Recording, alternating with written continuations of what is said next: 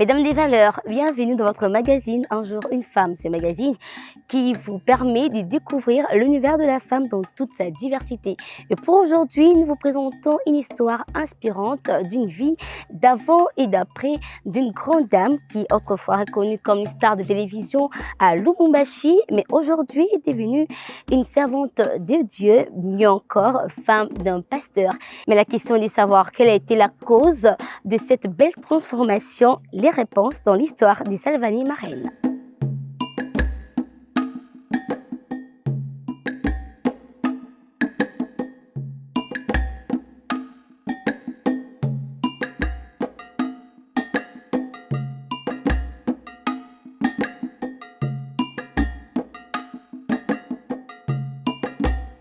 Salvani Marraine, c'est chantre de l'Éternel. Salvani Marraine, c'est une conférencière, c'est une femme entreprenante et c'est une mère de famille aussi. Salvani Marraine est mère de 5 enfants, 3 filles et 2 garçons. Salvani Marraine est deuxième de la famille. Je suis née à Lubumbashi, j'ai grandi à Lubumbashi et après mes études, je suis venue à Kinshasa. Avant de rencontrer le pasteur Placide, j'étais premièrement une star. J'ai présenté aussi des émissions amoureuses, qui en ces temps-là, on dénommait ça tendresse, espace tendresse, dont on parlait de relations amoureuses. Oui, parce que j'aime l'amour et j'aime beaucoup plus le mariage. C'est pendant 2 ans que j'ai embrassé cette carrière. J'ai rencontré M. Placide lorsque je suis arrivée en G1 à l'université, donc à la statistique Lubumbashi.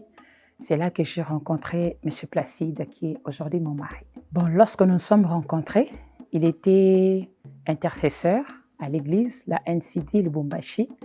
Il était intercesseur et je ne savais pas qu'il était intercesseur. Je ne savais pas non plus qu'un jour il sera pasteur, serviteur de Dieu. Lorsque nous sommes rencontrés, on était juste à la statistique, en train de payer le frais académique.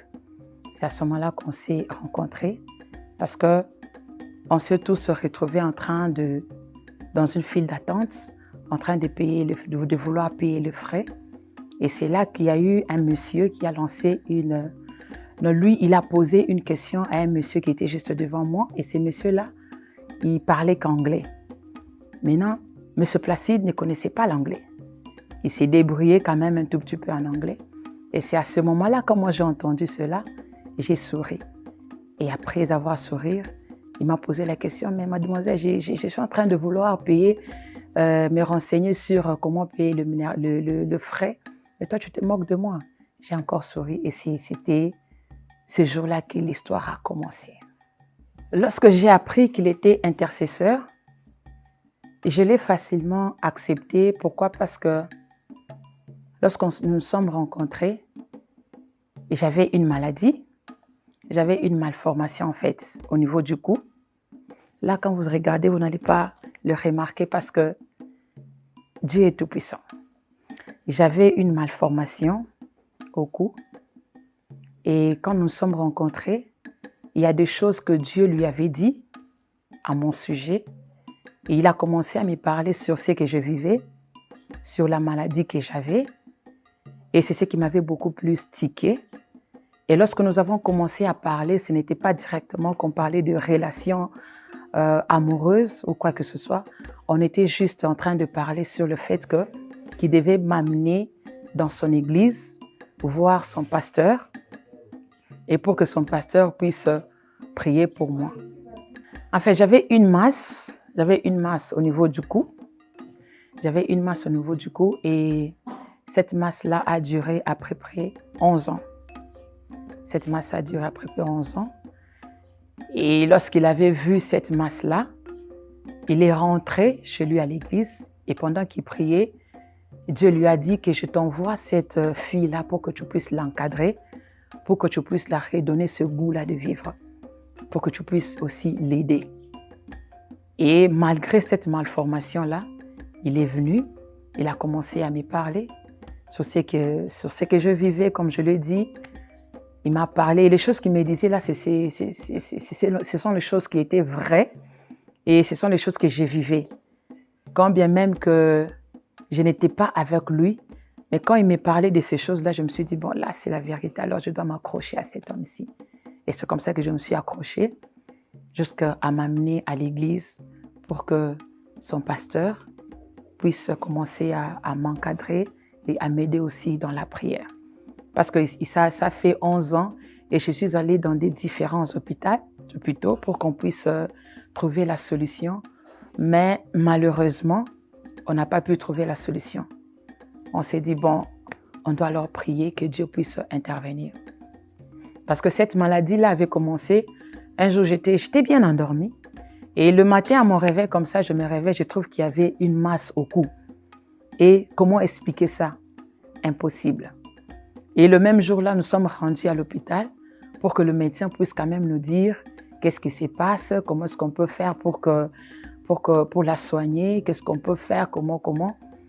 Mais quand on a posé la question au médecin, plusieurs médecins ont eu à donner leur avis. Et comme chacun avait son avis, comme chacun avait son diagnostic, on a dit, bon, si c'est comme ça, alors on doit aller alors dans un pays étranger pour qu'on puisse quand même trouver une solution. Mais malgré ça, on n'a pas pu trouver la solution. Mais ce que je me rappelle, c'est que quand ça a commencé, quelque temps après, Dieu m'a dit, un jour tu seras endormi et à ton réveil comme ça, tu vas te réveiller et la chose ne sera plus là. C'était trop gros, hein? Et ça se voit, c'était remarquable. À tel point que je ne pouvais pas faire des coupes normales, je ne pouvais pas me faire tresser, je ne pouvais pas mettre des plantes courtes. Il fallait que je puisse mettre toujours des plantes longues, quelque chose de trop long qui pourra cacher les coups pour que ça ne puisse pas trop être visible. Waouh, lorsque nous avons entamé les prières, en tout cas, ça fait beaucoup de temps. Beaucoup de temps. Parce que la maladie en soi a duré 11 ans. 11 ans, la maladie a duré 11 ans. Et ça fait beaucoup de temps qu'on avait entamé la prière. Et jusqu'à ce qu'un jour, nous étions là, maintenant je suis ici à Kinshasa, nous étions à Philadelphie. Ce jour-là, j'avais dit à Dieu, je ne veux pas accepter que quelqu'un d'autre vienne me dire que nous devons aller voir tel médecin, ou soit je ne veux plus accepter qu'un prophète vienne me prophétiser en me disant que non, Dieu m'a dit, voilà, ta maladie va finir et tout. Je veux que toi seul puisses me parler. Et un jour à Philadelphie, il y avait prière, c'était au mois de décembre. Il y avait prière. En ce moment-là, pendant qu'on était en train de prier, c'est là que Dieu me dit qu'il faudra que je puisse aller me faire opérer. Et moi, je pensais que c'était juste quelqu'un qui était en train de me parler. Là, j'ouvre mes yeux, je regarde à gauche, je regarde à droite, il n'y avait personne. Et à ce moment-là, j'ai compris que c'était Dieu parce que ça s'est répété 2 fois. J'ai compris que c'était Dieu qui me parlait. Et c'est à ce moment-là qu'on a maintenant entamé le processus pour l'opération. Gloire à Dieu, l'opération s'était bien passée. Puisque je suis là en vie, je suis en train de parler. Donc l'opération s'était bien passée. Je suis entrée dans la salle d'op à 16h et je suis ressortie de la salle d'op à 21h moins. C'était au niveau des pigeons. Ah, comme vous connaissez bien la vie d'une star. Bon, on t'appelait de gauche à droite, mais je n'étais pas du genre trop agitée, non. J'étais calme malgré que j'étais dans la peau d'une star. J'étais calme, j'étais posée, malgré toutes les connaissances, malgré que presque tout le Lubumbashi connaissait Salva. Et à ce moment-là, c'était Salva Mbombo. Je ne peux pas marcher tu ne peux pas quitter d'une avenue vers l'autre sans que tu ne puisses pas entendre le nom de Salvan Bonbon. Mais j'étais calme, j'étais posée et j'évoluais bien dans ça parce que j'aimais aussi ça. Monsieur Placide, qui est mon mari aujourd'hui, m'a beaucoup aidé à me transformer. Voilà, il m'a beaucoup aidé parce que avant j'étais à l'église catholique et c'est là que j'ai chanté depuis 9 ans. Et lorsque je me suis rencontrée avec Monsieur Placide, avec mon mari, il m'a amenée à la NCD, là où il servait l'Éternel, là où il était intercesseur. Il m'a amenée là-bas, il m'a amenée chez son encadreur. Et c'est à partir de là que je commençais à chercher vraiment l'Éternel comme il se doit. C'est à partir de là que j'ai été même baptisée. C'est grâce à lui, parce que c'est lui-même qui m'a amenée vers les eaux des baptêmes. Il m'a beaucoup aidé par des prières, des conseils. Et voilà, aujourd'hui, je suis la femme que vous voyez là. La transformation n'était pas facile parce que lorsque nous nous sommes rencontrés, moi, j'étais, je peux dire, une star que Lubumbashi connaissait. C'était pas facile parce que toi, tu es une star et tu rencontres un serviteur. Maintenant, tu dois arrêter cette vie-là des stars et embrasser la vie du serviteur. Parce que je ne peux pas épouser la personne sans épouser aussi sa vision. Donc, il faudra arrêter ce que j'étais en train de faire pour que je puisse épouser la vision du pasteur. Alors, ce n'était pas facile parce que, premièrement, du côté caractère, en tout cas là, ce n'était pas un problème parce que j'étais calme et tout. Mais du côté, beaucoup plus, c'était du côté habillement.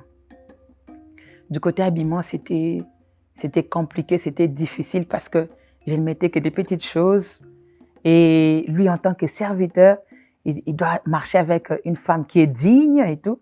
Et des fois, je me rappelle même de fois quand il me trouve et que je ne suis pas, entre guillemets, bien habillée, on ne va pas faire route ensemble. Parce qu'il dit non, non, là, non, non, je préfère partir, on va s'appeler. Mais ce qui a fait que je puisse maintenant commencer à m'adapter, c'était la première fois quand il m'avait dit que je devais l'accompagner pour aller prêcher quelque part à Lubumbashi. Et ces jours-là, je me rappelle, j'étais en train de chercher une jupe. J'ai fouillé ma valise et je me suis rendu compte qu'il n'y avait pas de jupe. Jusqu'à ce qu'il y avait une cousine dans notre maison. J'ai demandé une jupe chez ma cousine. J'ai dit, je dois l'accompagner. Le pasteur allait prêcher. Alors, je ne sais pas quoi mettre. Et quand j'ai mis cette jupe-là, je suis allée l'accompagner, il a prêché. Et le lendemain, je retourne à mon habillement habituel.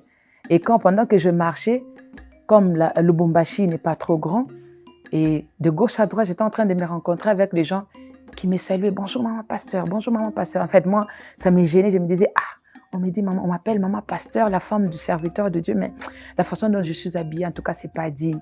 En tout cas, à partir d'aujourd'hui, je dois changer mon habillement.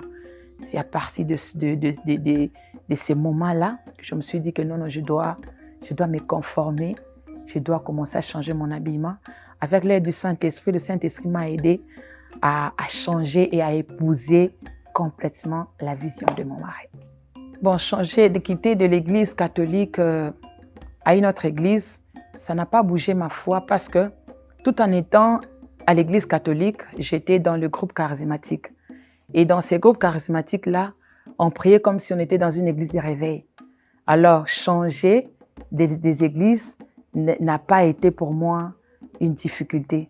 Ça s'est bien passé et c'était facile parce que j'étais déjà habituée au charismatique.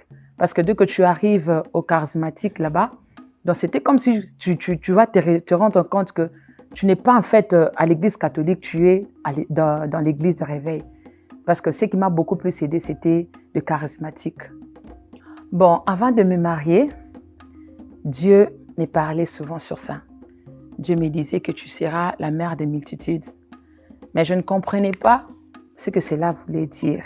Être mère de multitudes, ça voulait dire quoi? Je ne pouvais pas imaginer que quand Dieu me disait cela, il me préparait pour que parce que demain, je pouvais épouser un serviteur de Dieu. Cela n'était pas mon idée. Mais c'est après que je me suis mariée, que je me suis rendu compte que c'est que Dieu est en train de me dire que tu seras la mère de multitudes. En fait, c'est d'épouser son serviteur.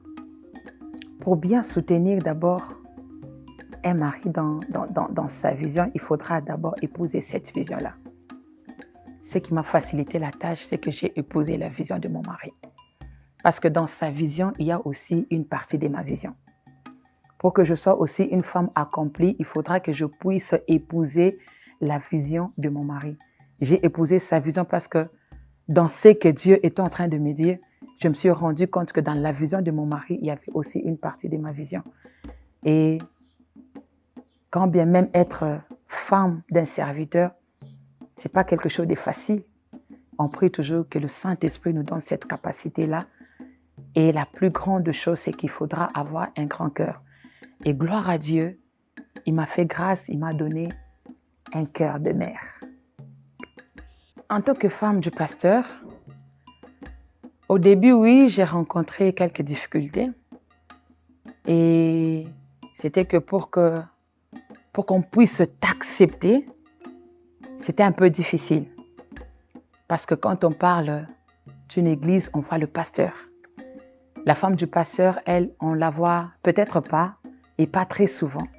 Elle, on la met très souvent de côté. Et c'était le cas pour qu'on puisse accepter, c'était un peu difficile. Mais je me rappelle un conseil que m'avait donné le prophète Samson Kachama, qui est le père spirituel de mon mari, qui est notre père spirituel. Il m'avait dit un jour que, tu vois, il m'avait posé la même question de savoir quelles sont les difficultés que tu rencontres. Je lui ai dit que j'ai comme l'impression que les gens ont du mal à t'accepter tel que tu es, accepter que tu es la femme du serviteur, accepter que tu es leur mère aussi. Il m'a dit quelque chose de très important. Il m'a dit, tu sais ce que tu dois faire, c'est de travailler ce que Dieu a mis en toi. Travaille pour que tu puisses ressortir le meilleur de toi. Et dès que tu vas commencer à donner le meilleur de toi, tu vas voir que ça sera facile pour qu'on puisse t'accepter. Et c'est comme ça que j'ai commencé aussi à travailler ce que Dieu a mis en moi. Parce que je chante, je suis aussi prédicatrice. Et avec l'aide de mon mari et l'aide du Saint-Esprit, et j'ai mis en pratique le conseil que m'a donné le prophète Samson Kachama. Et aujourd'hui, j'arrive à surmonter cela et à bien gérer cela. Et aujourd'hui, on peut t'accepter en tant que maman. Le masterclass, nous l'avons dénommé CBH, Couple béni et heureux. Le masterclass est la plateforme qui nous permet d'encadrer le couple. D'encadrer le couple, d'encadrer les gens qui aspirent au mariage, les gens qui aspirent à vivre le bonheur dans leur couple, les gens qui se disent, lorsque moi je me marie, en tout cas, c'est sans intention de divorcer. Donc, on va aller jusqu'au bout. Et ce qui a fait que nous puissions commencer ce masterclass-là, ce CBH Masterclass, c'est que nous avons constaté beaucoup de difficultés dans des différents couples. Ça fait maintenant 3 ans. Nous avons entamé 3 éditions, oui, avec différentes thématiques. Et chaque édition, nous avons eu premièrement la gestion des maris. Et après, deuxièmement, nous avons eu le rôle d'une femme. Et troisièmement, nous avons parlé de comment gérer les mauvais moments dans le couple. Oui, ça a été une réussite. Ça a été une réussite. Et les gens réclament encore. La prochaine édition est prévue au mois d'octobre, sauf imprévu. Oui, en dehors de ce que je fais comme femme du pasteur, je suis responsable de FLAC. Je suis responsable de Salva Collection, responsable de Salva Air. FLAC, c'est une association de femmes leaders au Congo. Je suis la présidente de la FLAC. Ça parle de la femme, de l'autonomisation de la femme. Là, nous aidons aux femmes de ressortir les valeurs qui sont cachées en elles. Nous avons déjà eu à faire quelques réalisations Mais là, nous attendons l'autorisation du gouvernement parce qu'il nous faudra les F92 pour commencer à organiser des grandes manifestations. Je n'ai pas continué la carrière en tant que journaliste parce que, en fait, mon père n'aimait pas ça. Il n'aimait pas ça, il me disait il faut se concentrer sur ce qui est essentiel. Concentre-toi sur tes études. Le reste là, la vie d'une star, ça te donne quoi? Ça t'amène à quoi? Donc, en fait, tellement qu'il parlait, bon, je me suis dit, bon, à quoi bon continuer? Il faut mieux arrêter et me concentrer sur les études. C'est comme ça que j'avais arrêté, je me suis concentrée sur les études. Je me suis juste organisée. Je sais quand est-ce qu'il faut être à la maison, quand est-ce qu'il faut être à l'église, quand est-ce qu'il faut être dans des activités. Même la Bible dit chaque chose a son temps. Chaque chose a son temps, je me suis juste organisée. Je sais qu'en ce moment, si je dois être à la maison, là, je suis à la maison. En ce moment, je dois être à l'église, je suis à l'église. S'il faudrait que je sois dans mes occupations, je suis dans mes activités. En fait, c'est juste une question d'organisation. La femme du pasteur ne s'occupe pas bien de leur mari, à part à l'église. Ah, mais non. Comment est-ce que tu peux bien t'occuper de ton mari à l'église, mais à la maison, tu n'arrives pas à t'occuper de ton mari? D'abord, pour commencer, tout commence à la maison. Tout commence à la maison. Avant qu'on puisse arriver à l'église, nous sommes d'abord à la maison. Je commence d'abord par m'occuper de mon mari. Parce qu'à la maison, on ne peut pas l'appeler pasteur, serviteur. C'est pas qu'à la maison, on met de côté le fait qu'il est pasteur. Non, il est pasteur, mais la femme doit savoir aussi que au-delà d'être pasteur, c'est un homme, c'est mon mari, c'est mon époux, d'où je dois prendre soin de lui. Donc, je ne peux pas prendre soin de mon mari à l'église qu'à la maison. Je dois d'abord commencer par la maison. Je dois savoir qu'il va manger quoi, il va faire quoi, il va s'habiller comment et tout. Je prends soin de lui à la maison et après le reste, là, on va le voir à l'église. Parce que c'est à la maison qu'on passe beaucoup plus de temps qu'à l'église. À l'église, lorsqu'on part à l'église, c'est juste pour quelques heures et après on rentre. Et même pour que l'homme qui est le serviteur de Dieu, pour qu'il puisse dégager l'onction qu'ils ont toujours dégagée à la chair, il faudrait que la femme puisse bien prendre soin de son mari à la maison. Parce qu'à la maison, il est un mari, à la maison, il est un ami, à la maison, il est l'époux. Lorsqu'on arrive à l'église, là, pasteur, oui, on parlera des choses de l'église. Dire que je dois prendre bien soin de mon mari à l'église qu'à la maison, là, c'est faux. Parce que tout commence à la maison. Parce que si je ne suis pas en bon terme avec lui à la maison, ça sera même difficile qu'il puisse dégager l'onction à la chair à l'église. Parce que lorsqu'on ne sera pas en bon terme, lorsqu'il y aura quelque chose qui ne marchera pas à la maison, ça va commencer à l'inquiéter, ça va commencer il va commencer à se poser beaucoup de questions et ça sera même difficile qu'il dégage l'onction à la chair. Si vous voyez un serviteur de Dieu dégager l'onction à la chair, cela veut dire qu'à la maison, ça va. À la maison, on prend soin de lui comme il se doit. À toutes ces femmes qui sont femmes de serviteurs, je sais que ça n'a pas toujours été facile d'être femme du serviteur. Mais la femme peut surmonter cela. Elle peut surmonter toutes les difficultés qui est liée à la femme du pasteur si, premièrement, elle épouse la vision du serviteur. Et non seulement épouser la vision, et qu'elle se donne aussi à cette vision-là. Et ça sera aussi très facile lorsque cette femme-là, qui s'appelle femme de serviteur, est appelée. La femme qui pense épouser un serviteur de Dieu, c'est pas mauvais, c'est bien. C'est bien d'épouser un homme de Dieu. Avant, quand on grandissait, j'entendais souvent les gens dire que je vais épouser un homme de Dieu parce que j'aurai un mari pour moi-même. J'aimerais dire que c'est faux et archi faux. Lorsque tu épouses un homme de Dieu, tu n'auras pas un mari pour toi-même. Tu auras un mari pour toi et un père de plusieurs. Un père de plusieurs parce qu'il aura beaucoup de gens qu'il va gérer. Donc tu épouses ton mari et un père de plusieurs. D'où il y aura un temps qui va te consacrer et un te va consacrer aussi aux enfants. Chose que beaucoup de femmes n'arrivent pas à accepter. Et la plupart de ces femmes-là qui n'arrivent pas à accepter, ce sont des femmes qui n'ont pas épousé la vision et qui ne se donnent pas.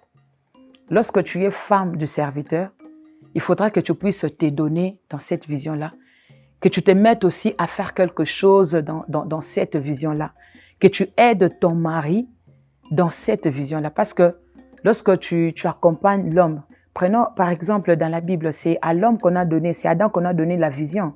Et la femme est venue juste accompagner cette vision-là. Les choses vont marcher lorsque nous sommes là pour les accompagner. Je te dis que j'accompagne mon mari. J'ai aussi les soucis que demain et après-demain, que mon mari atteigne le niveau là où Dieu l'attend, qu'il atteigne un niveau du repos. Et pour qu'il puisse atteindre ce niveau-là du repos, ça dépend de la façon dont toi aussi tu es en train de l'accompagner. Ce n'est pas facile, mais avec l'aide du Saint-Esprit, si toi-même déjà tu te donnes, avec l'aide du Saint-Esprit, il va te donner la force et la capacité de bien gérer cela et de surmonter tout ce qui peut arriver, vent et tempête.